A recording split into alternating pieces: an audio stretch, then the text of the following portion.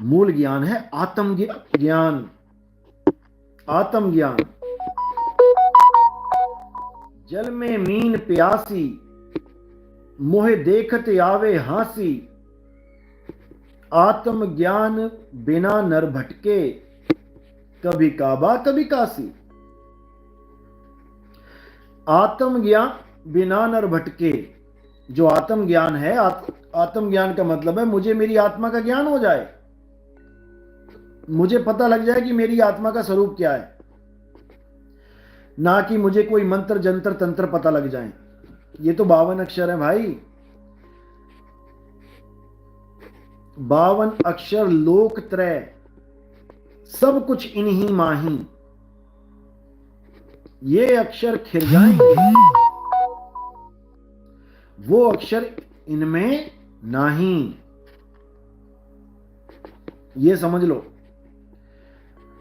तो आत्मज्ञान अगर आपको पता करना है, मूल ज्ञान, तो आप एक वाणी पढ़ो, जल में मीन प्यासी, बस उसको समझ लो। तो उसमें कहते हैं लास्ट पर जाएंगे तो अब तुम्हारे सतलोक का खंडन होने जा रहा है। जो तुम्हारा सतलोक, अलखलोक, अगमलोक, जो 16 संख योजन दूर बैठे हुए हैं परमात्मा, उसका खंडन होने जा रहा है अब। इसी वाणी की आखिरी लाइन क्या कहती है हाजिर तेही दूर बतावे, दूर की बात निरासी। अच्छी तरह समझ लो। अरे भाई, कबीर साहब को तुम दोगला कह रहे हो क्या? कबीर साहब को दोगला बोल रहे हो? कबीर साहब कहते हैं नाम जपत कोड़ी भला, चुई चुई गिरता चाम। यानी जो कोड़ी भी नाम जपे, चमड़ी गिर रही हो तब भी अच्छा है। अब यहां नाम जाप की बात कर रहे हैं। अब एक वाणी में क्या कह रहे हैं? ना मैं जप में, ना मैं तप में, ना एकांत निवास में। अब बिल्कुल क्लियर कर दिया। एक तरफ कह रहे हैं नाम जपो, एक तरफ कह रहे हैं ना मैं जप में, ना मैं तप में। अब बताओ, दोगली बात कर रहे हैं ना? बोल दो उनको दोगला। एक तरफ कह रहे हैं तंत्र मंत्र सब झूठ है, इनमें न भर में कोई, सार शब्द जाने बिना कागा हंस ना होए। एक तरफ तंत्र मंत्र को झूठ कह रहे हैं, नहीं जपना कुछ भी। और एक तरफ कह रहे हैं राम नाम रटते रहो, जब लग घट में प्राण, कब हूं दीन दयाल के भनक पड़ेगी कान। फिर तो दोगली बातें कर रहे हैं। तो भाई तुम्हारे समझ में नहीं आएगी। बच्चों को बच्चों वाला ज्ञान दिया जाता है, बड़ों को बड़ा वाला ज्ञान दिया जाता है। जब बच्चा स्कूल में जाता है पहली बार, तो पीएचडी का ज्ञान नहीं दिया जाता उसे बच्चों वाला ज्ञान दिया जाता है। एबीसीडी सिखाई जाती है, और वो एबीसीडी पवित्र ज्ञान है। जो तुम रामपाल जी के पास पढ़ रहे हो वो पवित्र ज्ञान है। जो तुम नितिन दास के पास पढ़ोगे वो मूल ज्ञान है।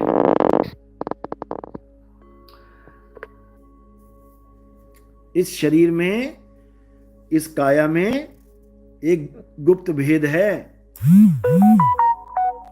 काया का जो कनेक्शन है आत्मा के साथ, उसको अलग कर देना है।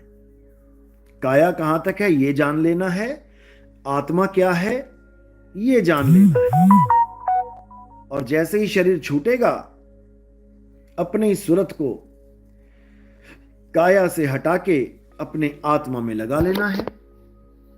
अब आत्मा में जब लगेगी सूरत, तो आत्मज्ञान प्राप्त होगा। और आत्मा में कौन है? आत्मा में परमात्मा का वास है। जैसे साहिब ने बोला, ज्यों तिल माही तेल है। तिल में कौन है? तेल है। ज्यों चकमक में आग, चकमक पत्थर में क्या है? आग है। तेरा साईं तुझ में है, तेरा साईं कहाँ है? सतलोक में कुर्सी लगा के बैठा है, या अलख लोक में बैठा है, या अगम लोक में बैठा है, या अनामी लोक में बैठा है? चार चार तो परमात्मा तुमने बना दिए, अलग अलग कुर्सियों पे बैठा दिया, सिंहासनों पे बैठा दिया। बताओ, तेरा साईं तुझ में है, सतलोक छोड़, अपने स्वरूप को प्राप्त कर, फिर देखो क्या होता है, तब समझ में आएगा। तेरा साईं तुझ में है, अपने में तो कभी ढूंढा नहीं, और इतनी दूर 16 संख योजन दूर परमात्मा को ढूंढ रहे हो। और साहिब कह रहे हैं कस्तूरी कुंडल बसे, मृग ढूंढे वन माही। कस्तूरी नाभि में और हिरण ढूंढ रहा है जंगल में। बताओ कैसे कल्याण होगा? धक्के मिलेंगे, धक्के, जन्म मरण के धक्के, समझे? तो साहिब समझा रहे हैं, बचना चाहो काल जाल से, चीनो शब्द हमारा, और कहें कबीर अमर कर राखूं, जो निज होए हमारा।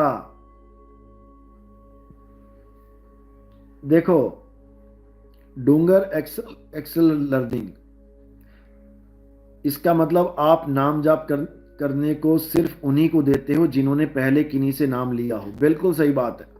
जिन्होंने पहले नाम लिया है या बिना गुरु के भी कोई मंत्र जंत्र तंत्र जपते हैं, उनको कम से कम 6 महीना, 7 महीना, 8 महीना, 1 साल तक नाम जपवाया जाता है, जब तक उसका दिलो दिमाग से वो नाम नहीं हट गए।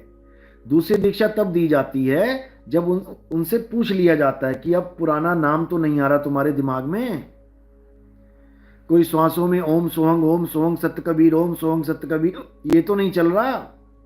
कोई मन में ज्योत निरंजन ओंकार आरंकार सतनाम, ये तो नहीं चल रहा। कोई सतपुरुष अकाल मूरत शब्द स्वरूपी राम, ये तो नहीं चल रहा। कोई भी नाम तो नहीं चल रहा। जो हमने दिए थे केवल वही है ना, बाकी सब खत्म। जब वो कहता है हाँ, तब हम अपने दिए हुए नाम भी छुड़वा दे, इसको भी छोड़ दे, अब इसका भी कोई काम नहीं। एक छुड़वा दिया ना, एक लखाए, अब आत्म ज्ञान का लखाव कराया जाएगा। ये काया ज्ञान का नहीं कि तुम एक काया हो या तुम एक जीव हो। अब आत्म ज्ञान का लखाव कराया जाएगा कि तुम आत्मा हो, और आत्मा में ही परमात्मा का वास है। तेरा साईं तुझ में है। तो साईं को प्राप्त करना है तो पहले मुझे मेरा ज्ञान प्राप्त करना पड़ेगा कि मैं क्या हूं। साईं तो बाद में मिलेगा, साईं तो आगे की बात है। पहले मुझे यही पता लग जाए कि मैं क्या हूं।